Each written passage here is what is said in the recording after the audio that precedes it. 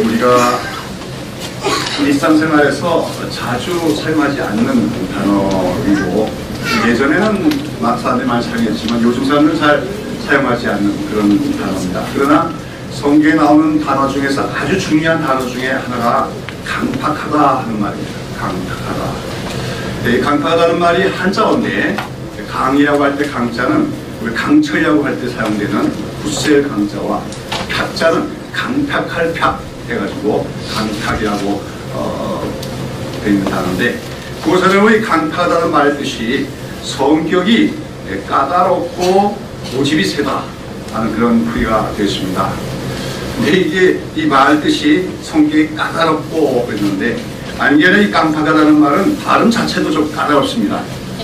정확하게 말하면 어떻게 발음해야 돼요? 강팍에 강팍하다. 발음이 잘 안 되죠, 그렇죠? 보통 사람들은 이제 보통 이걸 강팍하다 이렇게 발음합니다만은 국문법에 보면 표준 국문어 규정에 보면 강팍으로 발음해야 돼요. 참 어렵습니다. 강팍. 참 까다롭네요, 말 자체가. 근데 이 강팍하다는 말과 좀 유사한 말에 괴팍하다는 말이 있죠. 근데 그 괴팍하다는 말도 한자예요. 근데 거기에 팍이란 말이 바로 강팍의 파자와 같은 한자인데도 이상하게 또 표준 국문에 보면 괴팍하다는 괴팍하다가 아니고 괴팍하다고 발음하라 이렇게 돼 있어요. 그러니까 이 국문 표준 국어 규정 자체가 좀 괴팍한 것 같습니다. 아무튼 이제 우리가 이 강팍이라는 단어 제가 설교해 나가면서 표준법 발음으로는 강팍이라고 발음하기 힘들어서 강팍이라고 아마 계속 발음하게 될 것입니다만은 아무튼 이제 국어사전에서는 강팍하다 하는 말이 뭐라고요? 성격이 까다롭고 고집이 세다, 고집이 세다 하는 뜻의 단어라고 했습니다만은 우리가 성경에 쭉 사용된 용례, 우리 이제 성경에 보면 강팍이라는 말이 많이 나오는데 이 강팍이라는 말의 의미를 모아보면 한마디로 마음이 딱딱하게 굳은 상태, 그래가지고 고집스럽고 그 다음에 다른 사람의 말을 잘 듣지 않는 상태를 강팍하다 그렇게 성경은 얘기하고 있다고 하는 것이죠. 개정 번역 성경에는 이 말을 완악하다 그렇게 번역을 했어요. 근데 원래 이 강팍하다는 말에 해당하는 히브리어 원어에는 사실은 완악하다는 말보다는 딱딱하다는 말이 더 맞습니다. 영어 성경에 보면 보통 이 강팍하다는 말을 hard, 딱딱하다 하는 말로 그렇게 다 번역하고 있거든요. 자, 오늘 우리가 읽은 그 강팍, 출애굽기 7장에도 이 강팍이라는 단어가 7장을 5번이나 나오고 있습니다. 또 출애굽기 7장부터 14장까지 보면 이 강팍이라는 말이 10회 이상 사용되면서 특별히 누가 그렇게 강팍했다고 얘기합니까? 바로의 마음이 강팍했다. 그래서 그가 마음이 강팍해가지고 하나님을 대적하며 또 하나님의 백성이 이스라엘 백성들을 앞지어 놓아주지 않으려다가 끝내는 하나님의 심판을 받게 되는 것을 보게 됩니다. 한마디로 바로는 어떤 사람이었습니까? 마음이 강팍함으로써 마침내 하나님의 심판을 받고 가는 사람, 그게 바로 바로라고 할 수가 있는 것이죠. 지난주에는 제가 여러분과 함께 출애굽기 5장을 함께 살펴보면서 이제 하나님께서 모세를 바로에게 보내서 이스라엘 백성들은 나의 아들이고 내 장자니 그들을 놓아주어서 그들로 하여금 여호와 하나님을 섬기게 하라고 하는 하나님의 말씀을 전하게 하셨습니다. 자, 그러나 그런 하나님의 말씀을 전해 들은 바로는 어떻게 반응합니까? 그런 하나님의 말씀을 듣고 귀를 기울이는커녕 뭐라고 말합니까? 5장 1절 2절 보면 여호와가 누구간데 내가 그 말을 듣고 이스라엘 보내냐고 반문합니다. 여호와가 누구간데 아주 교만한 말이 아닐 수가 없습니다. 너희 같은 노예의 민족인 이스라엘 민족이 섬기는 신이 있기는 있는 것이냐. 더군다나 그런 신이 기껏해야 노예의 신밖에 안 되는 신을 내가 들을 바가 뭐냐. 이 말이 바로 고집스러운 말이고 강팍한 말이라고 할 수가 있다고 하는 것이죠. 그러면서 이제 바로는 그러한 그 요청, 이스라엘 백성을 보내서 하나님을 섬기게 하라고 하는 그 요청을 아직도 이스라엘 백성들이 살만하고 편하기 때문에 그렇게 그런 엉터리 요청하는 것이다. 이렇게 하면서 이스라엘 백성들에게 더 힘들고 무거운 강제 노역을 부과시킵니다. 이렇게 되자 이스라엘 백성들은 뭡니까? 바로에게 나가 그러한 요청을 했던 모세와 아론이 오히려 자기들을 더 고통스럽게 한다고 생각해서 모세와 아론을 원망하게 되고, 모세는 그러다 또 하나님께 나가서 어떻게 하여 하나님께서 이 백성을 구원하지 않습니까? 왜 나를 바로에게 보냈습니까? 하소연하며 부르짖게 됩니다. 자, 이런 모세의 부르짖음을 들은 하나님께서는 어떻게 대답하십니까? 6장 1절 2절을 한번 보도록 합시다. 제가 읽겠습니다. 여호와께서 모세에게 이르시되 이제 내가 바로에게 하는 일을 네가 보리라. 강한 손을 더함으로 바로가 그들을 보내리라. 강한 손을 더함으로 바로가 그들을 그 땅에서 쫓아내리라. 하나님이 말씀하여 가라사대 나는 여호와로라. 하나님께서는 지금 비록 이스라엘 백성들이 이제 오히려 더 고통이 많아졌지만, 이제 하나님께서는 바로에게 더 강한 손을 더하심으로 마침내는 바로가 마치 이스라엘 백성을 쫓아내듯이 그 애굽 땅에서 나가게 하게 될 것이다. 그리고 그런 모든 과정을 통하여 여호와 하나님이 여호와가 어떤 분이신지를 이제 애굽 사람도 알게 되고 이스라엘 백성도 알게 되려고 약속을 하시는 거죠. 근데 이제 오늘 우리가 이어지는 7장에 보면, 근데 그렇게 이스라엘 백성들이 마침내 애굽에서 나가는 과정 속에서 바로가 순순히 하나님의 말씀을 듣고 하나님의 명령을 듣고 순종하는 것이 아니라 그의 마음이 강팍하여서 하나님을 대적하고 말을 듣지 않다가 결국은 애굽 땅과 바로 자신에게 큰 재앙이 임함으로써 비로소 바로가 그 백성을 내어보내게 되리라고 하나님의 말씀을 하신다는 것이죠. 그것이 오늘 우리가 읽은 출애굽기 7장의 내용입니다. 하나님께서는 이제 모세에게 뭐라 합니까? 1절에 보면 내가 너로 바로에게 신이 되게 하였은즉 내 영 아론은 내 대형제가 되리라. 모세가 바로의 신이 된다는 것은 모세가 이제 하나님의 대사로서 하나님을 대리하여서 바로에게 나아가야 될 것이라는 거죠. 모세는 자기의 인간적인 권위를 가지고 바로 앞에 서는 것이 아니라 하나님 주신 권위를 가지고 하나님 주신 말씀을 가지고 하나님의 대리자로서 바로 앞에 나가게 될 것이고, 또 그때 이제 아론은 모세의 말을 대변하여 말한 대언자가 되리라고 말씀을 합니다. 그런데 여기서 보면 3절에 보면 뭐라고 얘기합니까? 내가 바로의 마음을 강팍케 하고 나의 표징과 나의 직을 애굽 땅에서 많이 행하리 말하마는 바로가 너희를 듣지 아니할터인즉 내가 내 손을 애굽에 더하여 여러 큰 재앙을 내리고 내 백성 내 군대 이스라엘 자손 그 땅에서 인도해낼지 하고 말씀합니다. 한마디로 바로는 하나님께서 바로의 마음을 강팍케 하심으로써 바로가 하나님의 말씀을 듣지 않고 거역하고 저항을 하다가 마침내 하나님께서 그 땅에 더 큰 질mol과 재앙을 내리고 나서야 마침내 바로는 하나님께 항복을 하고 이스라엘을 내어보내게 되려고 하는 것이죠. 그래서 이제 다음 주에는 우리가 이 애굽 땅에 임하는 10가지 재앙에 대해서 살펴보겠습니다만, 바로 그 10가지 재앙은 바로가 만약에 하나님의 말씀에 귀를 들었더라면 임하지 않아도 되는 재앙이죠. 한마디로 바로가 마음이 강팍해 됨으로써 당하게 된 재앙이 10가지 재앙이라고 할 수가 있는 것입니다. 자, 그런데 오늘 여기 본문에 보면 하나님께서 내가 바로의 마음을 강팍해 한다고 말씀하고 있습니다. 말하자면 하나님이 바로의 마음을 강팍하게 만들었다고 얘기하고 있는 것이죠. 그런데 또 다른 데 보면은 바로가 스스로 마음을 강팍해 하였다고 표현되고 있어요. 그래서 우리가 출애굽기를 보다 보면 바로가 마음이 강팍함으로 하나님을 대적했다고 되어 있지만, 또 어떤 부분에서 하나님께서 바로의 마음을 강팍해 함으로써 그렇게 바로가 하나님께 저항을 하고 완악하게 행했다고도 얘기하고 있다는 것이죠. 자, 말하면 모순이 되는 것인데, 그렇다면 여러분 여기서 바로의 마음이 강팍하게 된 책임은 누구에게 있는 것입니까? 오늘 본문에 있는 것처럼 내가 바로의 마음을 강팍해 하여 이렇게 말을 갖다가 우리가 문자적으로만 얘기하면 마치 바로는 원래 마음이 어땠어요? 강팍하지 않았는데 착하고 또 부드러운 사람이었는데 하나님이 어떻게 합니까? 막 강팍하게 만들어 가지고 그래갖고 이제 바로가 그런 악을 행했다, 이렇게 이야기가 쉽다고 하는 것입니다. 그러나 또 다른 데 보면 바로의 마음이 원래부터 당했다 이렇게 또 표현되고 있다고 하는 것이죠. 이런 모순을 우리가 어떻게 이해할 수가 있느냐 하는 것입니다.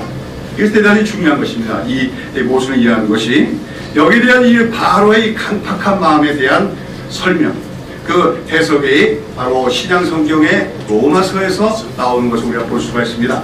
한번 봅니다. 로마서 9장 13절에서 18절까지. 로마서 9장 13절에서 18절. 네, 우리 다 같이 한번 읽어보도록 하겠습니다. 기록된 바 내가 야곱을 사랑하고 에서는 미워했다 하시가 하니라. 그런즉 우리가 무슨 말 하리요? 하나님께 불의가 있느니요? 그럴 수 없느니라. 모세에게 이르실 때 내가 긍휼히 여길 자를 긍휼히 여기고 불쌍히 여길 자를 불쌍히 여기라 하셨으니 그런즉 원하는 자로 말미암도 아니요 다른 박제하는 자로 말미암도 아니요 오직 긍휼히 여기시는 하나님으로 말미암았음이니라. 성경이 바로에게 이르실 때 내가 이 일을 위하여 너를 세웠으니 곧 너로 말미암아 내 능력을 보이고 내 이름이 온 땅에 전파되게 하려 함이로라 하셨으니 그런즉 하나님께서 하고자 하시는 자를 긍휼히 여기시고 하고자 하시는 자를 강팍해 하시느니라. 네, 바로 보면 이제 그 바로에 대해서 나오지요. 바울은 여기서 바로가 강팍해 된 원인을 뭐라고 하는 겁니까? 한마디로 바로는 하나님의 긍휼하심을 잊지 못했기 때문에 강팍하게 된 것이다. 그렇게 설명하고 있는 것이죠. 오늘 여기 로마서 9장 13절에 보면 내가 야곱은 사랑하고 에서는 미워했다. 제가 어제가 이 구절 가지고 설교한 적이 있을 거예요. 바로 이것은 바로 선택교리에 대한 말씀입니다. 여러분 리브가가 임신했는데 봤더니 뭐예요? 쌍둥이입니다. 근데 그 쌍둥이가 뱃속에서 싸우죠. 근데 하나님께서 뭐라고 합니까? 큰 자가 작은 자를 섬기라. 이미 하나님께서는 그 말씀을 통하여 그 작은 자인 야곱이 하나님의 택하심을 받은 백성의 조상이 될 것을 말씀하십니다. 그러면서 이제 이 로마서 9장을 해서 사도 바울은 선택의 교리를 이제 설명한 장으로 유명합니다. 거기서 이제 바울은 구약 성경을 인용하여서 하나님께서 야곱은 사랑하고 에서는 미워했다나 이렇게 말하면서 하나님은 선택하신 대신가 하나님께서 야곱은 선택하셨지만 에서는 선택하지 않았는데 그럼 왜 하나님께서 야곱을 선택했느냐 또 에서는 선택하지 버리셨느냐 할 때 그건 이유가 없다는 겁니다. 야곱과 에서가 무슨 선택을 받은 것이 나중에 커서 20, 30자나 돼가지고 살아가다가 야곱은 착하게 살고 의롭게 살고 에서는 악한 일을 하고 나쁜 일을 하니까 야곱을 선택했다는 겁니까? 아니죠. 그들이 아직 엄마의 뱃속에 있을 때 아직까지 자기들의 의지로서 무슨 범죄를 하기도 이전에 하나님께서 이미 야곱은 사랑하시고 에서는 미워하셔서 야곱을 택함받은 하나님의 백성을 삼으셨다고 성경은 얘기하고 있다는 거죠. 바로 이것이 하나님의 주권에 속한 선택의 문제다 하는 것을 바울은 얘기하고 있는 것입니다. 그러면서 이제 바울은 그러한 하나님의 주권적 선택이 누구에게도 적용이 되냐면 바로에게도 적용이 된다. 바로가 그렇게 완악하게 행하고 이스라엘 백성들을 압제하다가 결국은 자기가 10가지 재앙을 당하고 자기 장자가 죽고 자기 군대가 다 멸망을 당하는 그 심판을 받게 된 것은 바로 긍휼하심을 받지 못했기 때문이다. 하나님의 백성이 이스라엘 백성들은 하나님의 긍휼하심을 받았기 때문에 구원을 얻게 됐지만 반대로 그 이스라엘 백성들을 압제하던 바로는 하나님의 긍휼하심을 받지 못했기 때문에 그 마음이 강팍하게 되었다고 하는 것입니다. 이 로마서를 이해하는데 우리가 또 중요한 것은 1장인데 1장에 보면 하나님께서 그들의 마음을 버려두사 하는 표현이 납니다. 그 육이라고 합니다. 왜 인간들이 악해져 가냐? 오히려 사도 바울은 하나님이 그 마음들을 그대로 내어버려 두셨기 때문에 그렇다고 표현한다는 거죠. 이 때문에 우리는 이 바울의 설명에 의하면 바울은 원래 마음이 착하고 부드러운 사람이었는데 하나님께서 그 악하게 만드신 것이 아니라 바로는 원래 강팍한 자였다는 거죠. 원래 그의 특성이 강팍한 자였는데 하나님의 특별한 간섭과 긍휼하심을 받지 못했기 때문에 더욱더 강팍해져 가지고 하나님께 대항을 하고 악을 행하다가 하나님의 심판을 받게 되었다고 얘기하는 것입니다. 우리 여기서 이 바로의 그 강팍한 모습, 이것을 바로 한 사람의 문제가 아닌 이것이 바로 타락한 모든 인간들의 본질적인 특성을 보여주는 것임을 알아야 됩니다. 여러분, 우리 인류의 조상인 아담이 하나님께 범죄하고 타락한 이후에 인간들은 어떻게 됩니까? 인간들의 마음은 점차 하나님으로부터 멀어져 갑니다. 다시 말해서 하나님으로부터 상실된 마음으로 떨어져 나가게 되는 것이죠. 그러면서 그 마음이 점점 강팍해져 가는 겁니다. 사람의 마음이라는 건 하나님과 가까이 있고 하나님 속에 있으면 그 마음이 강팍해질 수가 없어요. 그러나 하나님부터 멀어지면 멀어질수록 어떻게 하면 인간의 마음은 더 딱딱하게 되지고 고집스럽게 되고 더 죄를 사랑하게 되어진다 하는 것입니다.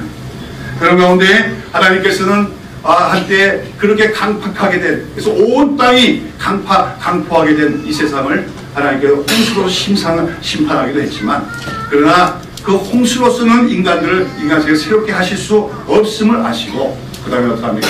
그 다음에는 하나님께서 인간들이 그 상실한 마음 그대로 살아가는 걸 내버려 두셨다고 성경을 얘기합니다.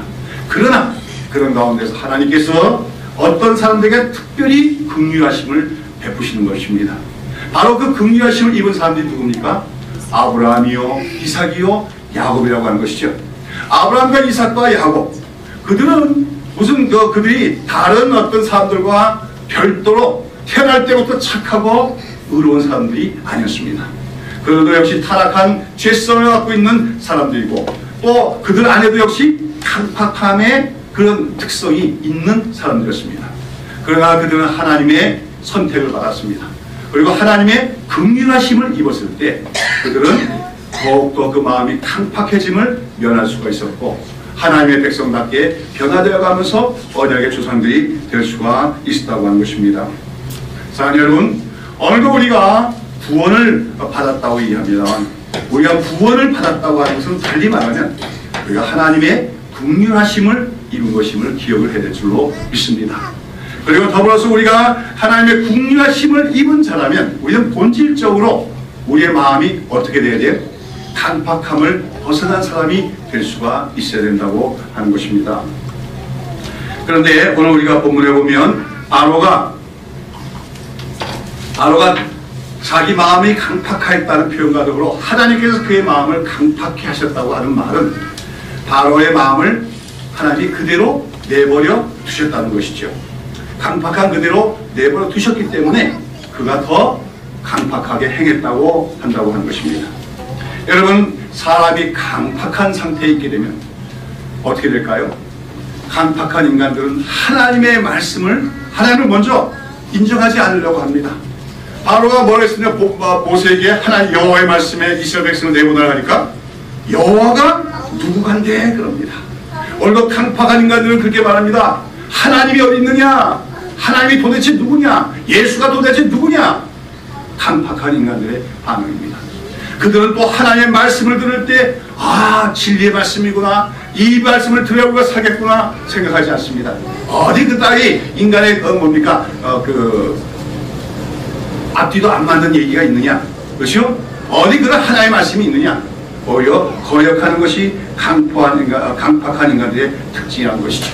그래서 바로는 지금 모세가 하나님의 권위를 갖고 하나님의 말씀을 전하지만 그 말씀을 들으려고 하지 않습니다.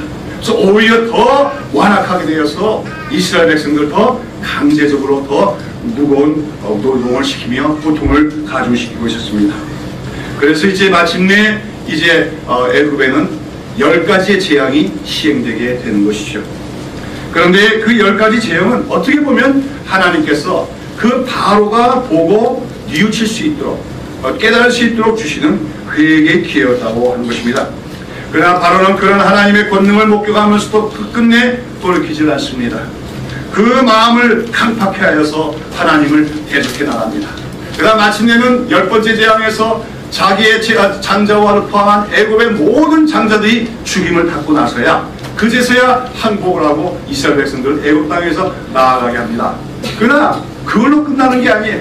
그렇게 이스라엘 백성들을 애굽 땅에서 나아가게 한 이후에도 그 자기의 노예였던 이스라엘 민족이 가는 게 어떡합니까? 아까워서 그들을 다시 잡아 자기의 노예로 삼으려고 홍해 바다가 갈라지고 그 많은 땅으로 건너가는 이스라엘 백성들을 대군대와 함께 추격해 나가다가 나중에 결국은 그 물이 다시 덮임으로써 거기서 수많은 군대들과 함께 멸망을 당하고 만 것입니다. 그것이 바로 강포한 자의 최후라고 하는 것이죠.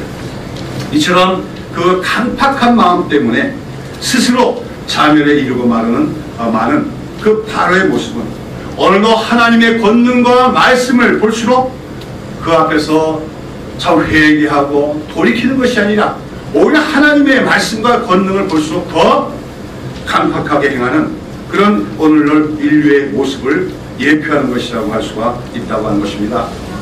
이제 우리가 요한계시록을 보면 바로 이 출애굽기에 나와서 시행된 10가지 재앙을 연상시키는 그런 재앙들이 이 땅에도 임하게 될 것을 예언하고 있지요. 그래서 우리가 전에 계시록 강의를 했습니다만 계시록 9장과 16장에 보면 이 땅과 뭐 하늘과 온 자연계에 임하는 여러 가지 재앙들이 묘사가 되어 있습니다. 계시록 9장에는 소위 7 대접 재앙이 묘사가, 그 다음에 16장에는 7 나팔 재앙이 있고, 그 다음에 16장에는 7 대접 재앙이 기록이 되어 있어요. 그 재앙들을 보면 뭐 각가지 재앙이죠. 뭐 하늘의 이월 성신의 변화가 생기기도 하고, 지진이 일어나기도 하고, 온갖 전염병이 나돌기도 하고, 전쟁이 일어나기도 하고, 귀신들의 역사이기도 하고, 이런 걸로 말미암아 인간들이 많은 고통을 당하게 되고 또 죽기도 하고 그럽니다만은, 그러한 그 재앙을 본 인간들의 반응은 뭐라고 얘기하고 있습니까? 계시록 보면 그들이 그것을 보고 회개한 것이 아니라 오히려 그럴수록 더욱더 귀신들을 섬기며, 그 다음에 또한 금과 은을 더 의지하고 우상들에게 전하며 악한 일들을 더 심하게 행하더라고 했습니다. 심지어는 더 하나님을 회방하더라, 하나님을 욕하며 하나님을 모욕하더라까지 기록하고 있습니다. 그것이 바로 마침내 하나님의 심판을 받게 될 이 인류의 모습이라고 계시록은 얘기하고 있는데, 바로 바로가 강팍하게 행하다가 스스로 자멸에 이르는 바로의 모습은 바로 그런 인류의 그 타락한 인류들의 자멸해 가는 모습에 대한 하나의 그림자라고 할 수가 있다고 하는 것입니다. 여러분, 오늘도 우리가 기억해야 될 것은, 우리가 강팍하다는 것은 인간의 본성임을 알아야 돼요. 인간이 범죄하고 타락한 이유로 모든 인간들 마음속에는 이 강팍함의 요소가 있는 것입니다. 강팍함은 고집스러움입니다. 강팍함은 뭡니까? 교만함입니다. 강팍함은 뭡니까? 다른 사람의 말을 듣지 않습니다. 특별히 하나님의 말씀을 듣지 않습니다. 인간들에게는 이 악한 요소가 있습니다.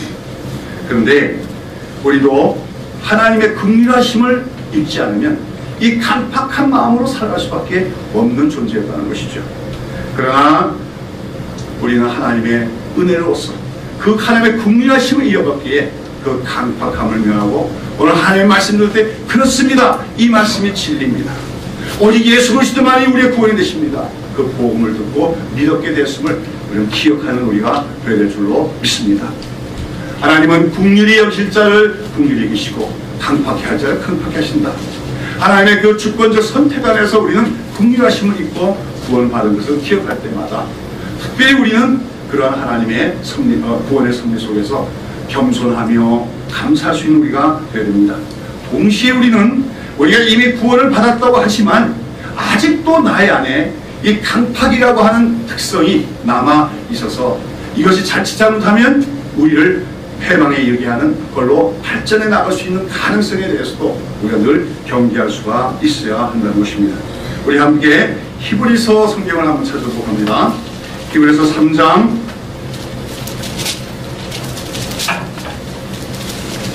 7절부터 17절까지 좀 긴데 이 부분을 왜 읽어야 우리가 좀 이해가 될 것 같습니다. 히브리서 3장 7절부터 17절 같이 있습니다. 그러므로 성령이 이르신 바와 같이 오늘날 너희가 그의 음성을 듣거든 노하심을 격동하여 광야에서 시험하던 때와 같이 너희 마음을 강팍히 하지 말라. 거기서 너희 결조가 나를 시험하여 증언하고 40년 동안의 나의 행사를 보았느냐. 그러므로 내가 이 세대를 노하여 가로되 저희가 항상 마음이 미혹되어 내 길을 알지 못한다 하였고, 내가 노하여 맹세한 바와 같이 저희는 내 안식에 들어오지 못하리라 하셨다 하였으니, 형제들아 너희가 삼가 혹 너희 중에 누가 믿지 아니하는 악심을 품고 살아계신 하나님께서 떨어질까 염려할 것이요 오직 오늘이라 일컫는 동안에 내일 피차 권면하여 너희 중에 누구든지 죄의 유혹으로 강팍해됨을 면하라. 우리가 시작할 때 확실한 것을 끝까지 잡으면 그리스도와 함께 참여한 자가 되랴.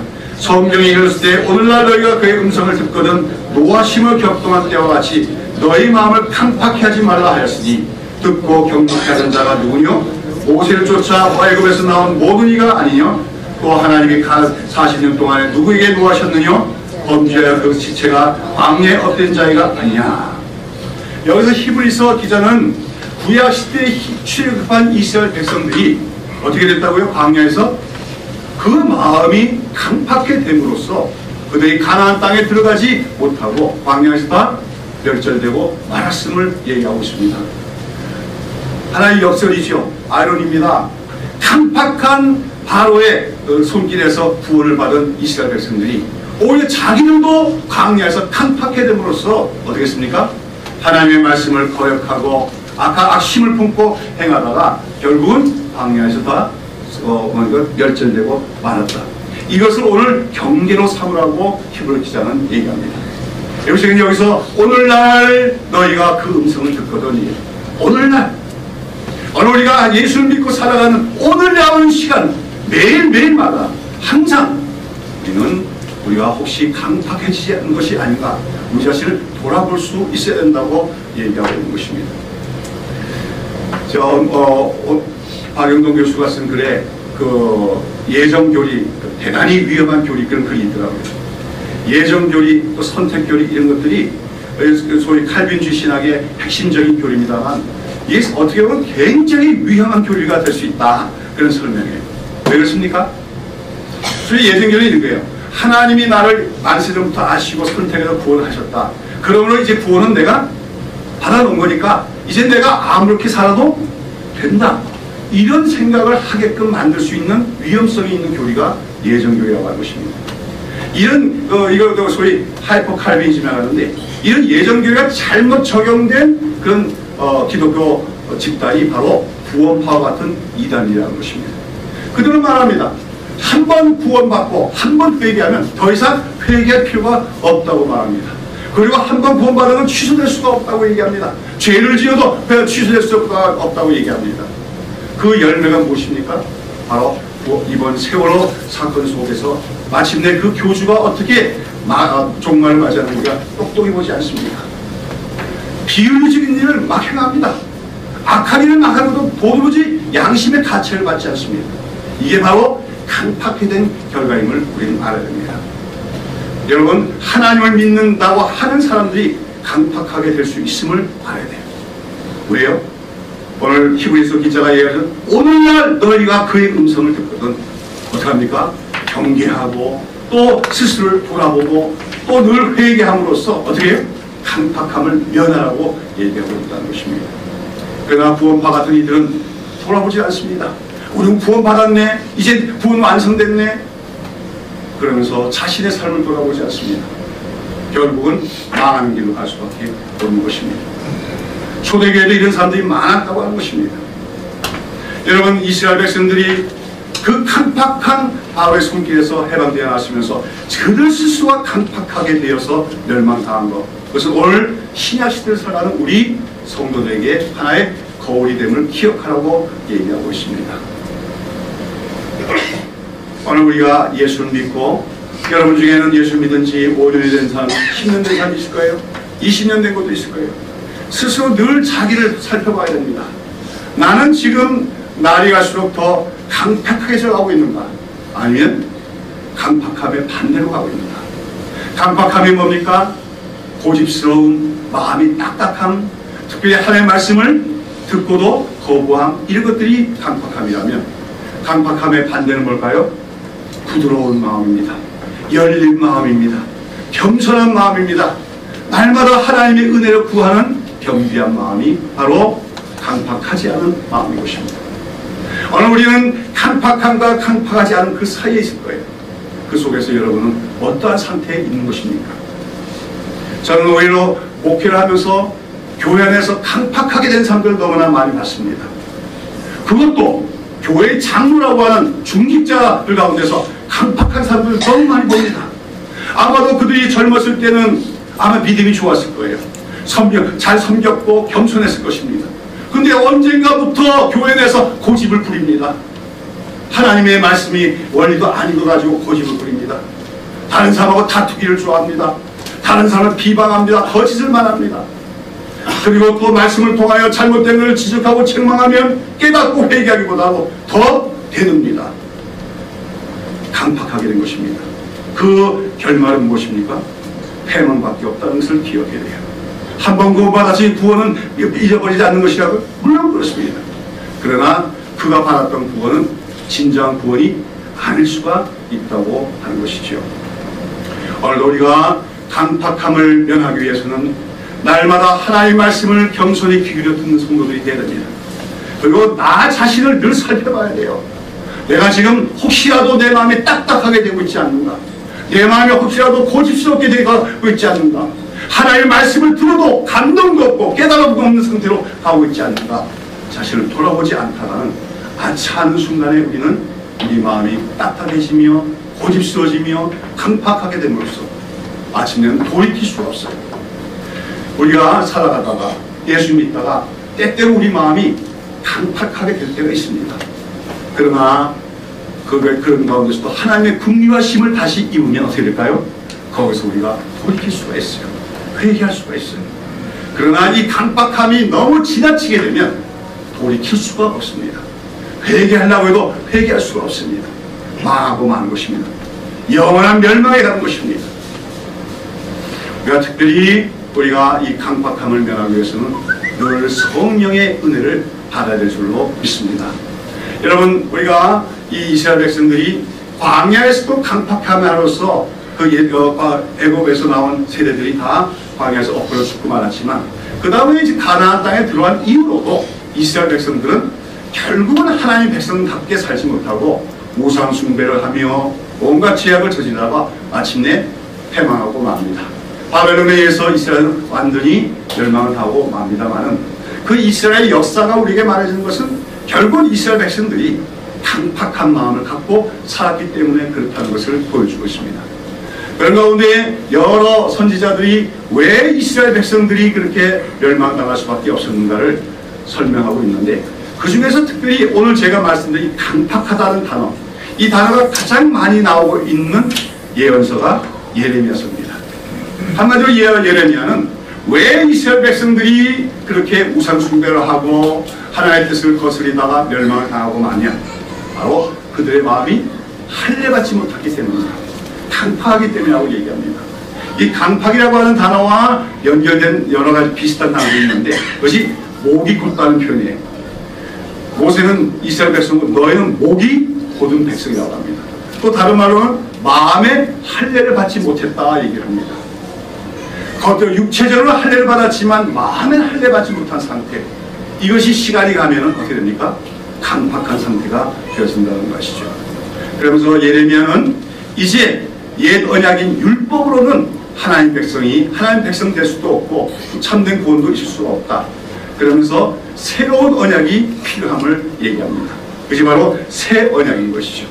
그래서 예레미야는 때가 되면 하나님께서 새 언약을 세우실 텐데 그 새 언약은 예전의 신약세상 언약과 달라서 그 언약은 성령으로 말미암아 하나님의 법이 자기 하나님 백성의 마음에 새겨지는 그런 언약이다. 한마디로 하나님 백성의 마음이 어떻게 되는 게 부드러워지는 언약입니다. 아까도 말씀드렸지 타락한 인간의 본성은 마음은 삶을 살아가면서 나이가 들어가면서 점점 더 어떡합니까? 딱딱해지고 강팍해져 갑니다. 그런데요 새 언약의 은혜가 임하면 성령이 오십니다. 그 성령께서 우리 마음을 어떻게 합니까? 부드럽게 만드시오. 얼마나 부드러운지 거기에 하나님의 법이 새겨질 만큼 부드럽다는 거예요. 그것이 바로 오늘 신약시대의 교회를 가리키는 것입니다. 오늘 우리는 신약시대에 살고 있습니다. 또 이 교회를 가리켜 신약시대의 교회라고 얘기하겠습니다. 신약이란 말이 새 언약이란 말입니다. 새 언약이란 말은 달리 말하면 성령으로 말미암아 마음이 부드러워진 하나님 백성임을 얘기하는 것입니다.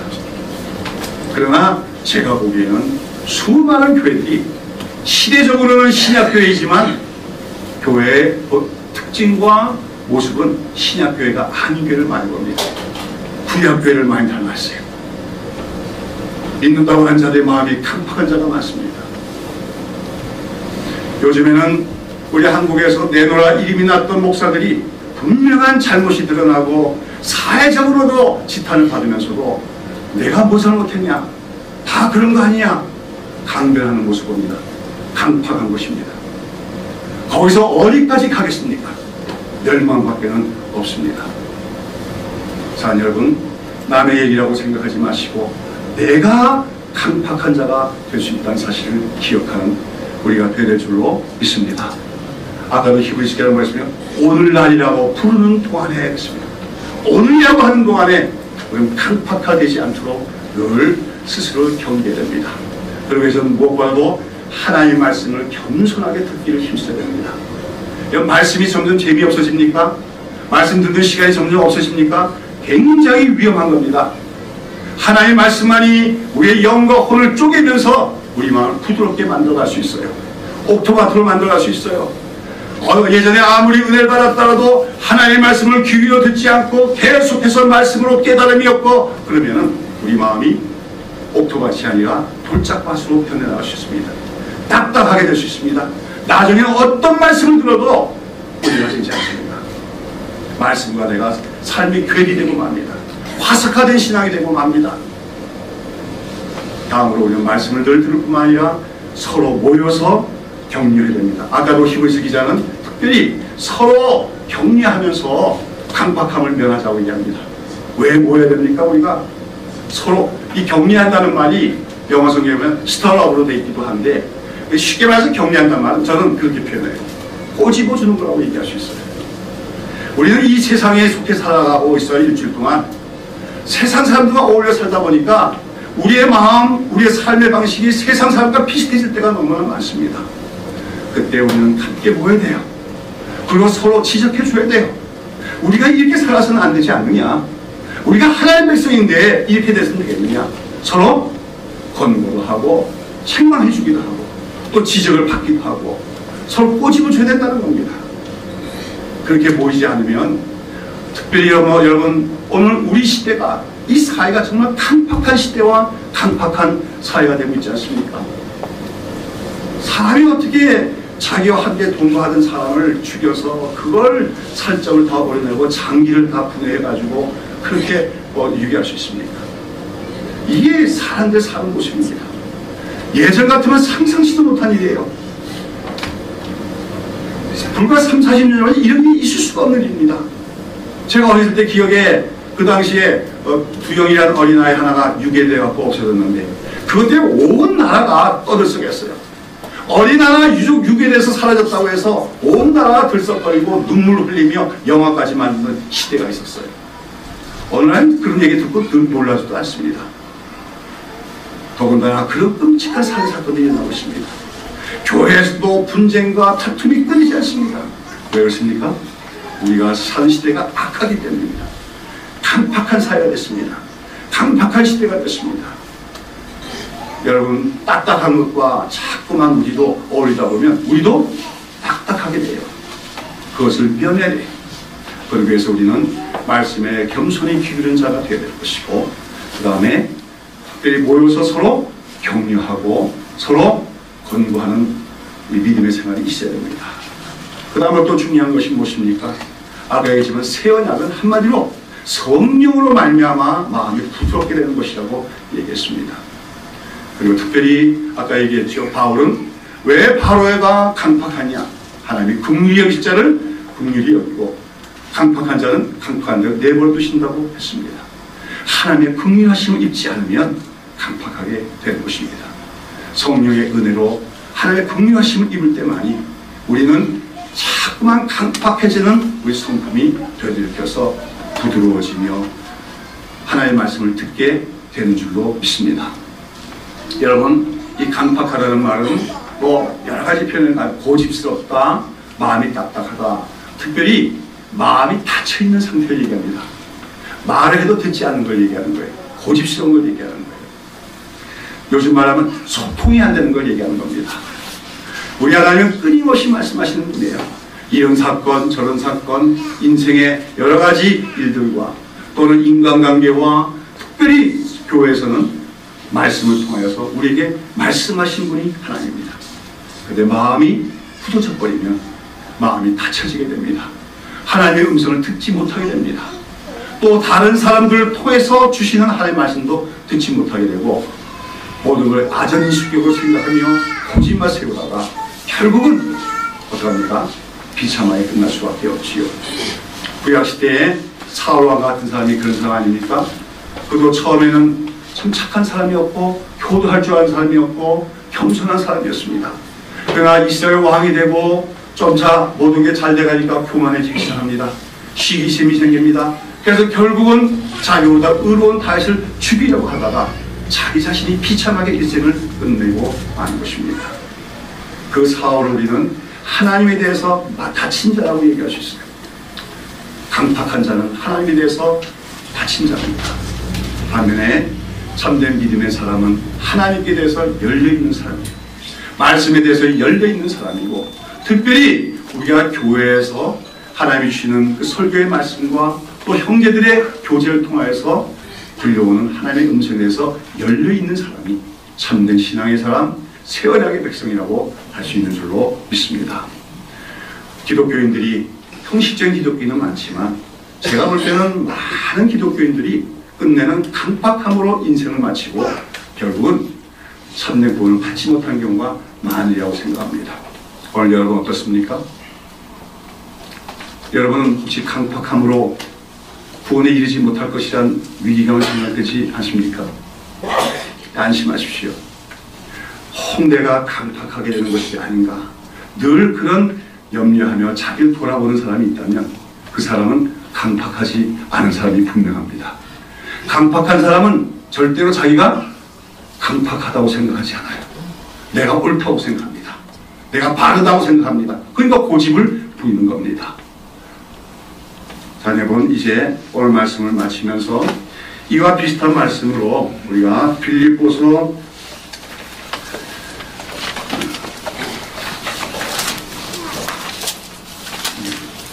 3절 말씀 보겠습니다.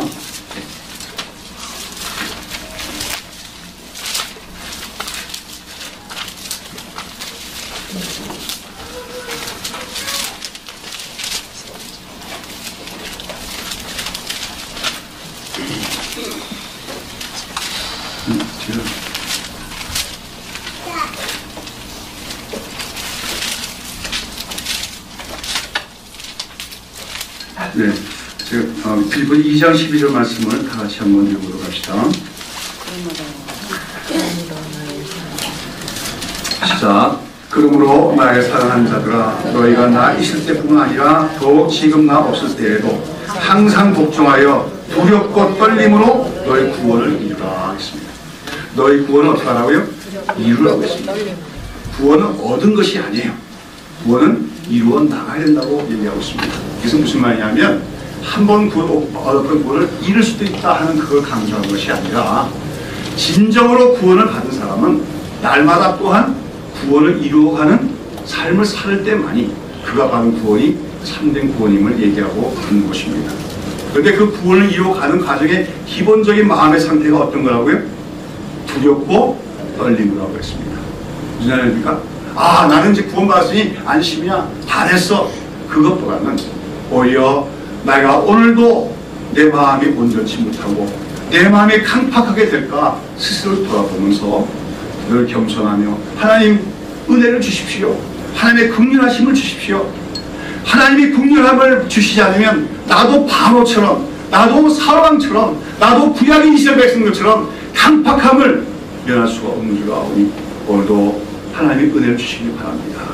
이러한 마음으로 겸손하게 하나님을 의지하는 것이 바로 두렵고 떨림의 자세인 줄로 믿습니다.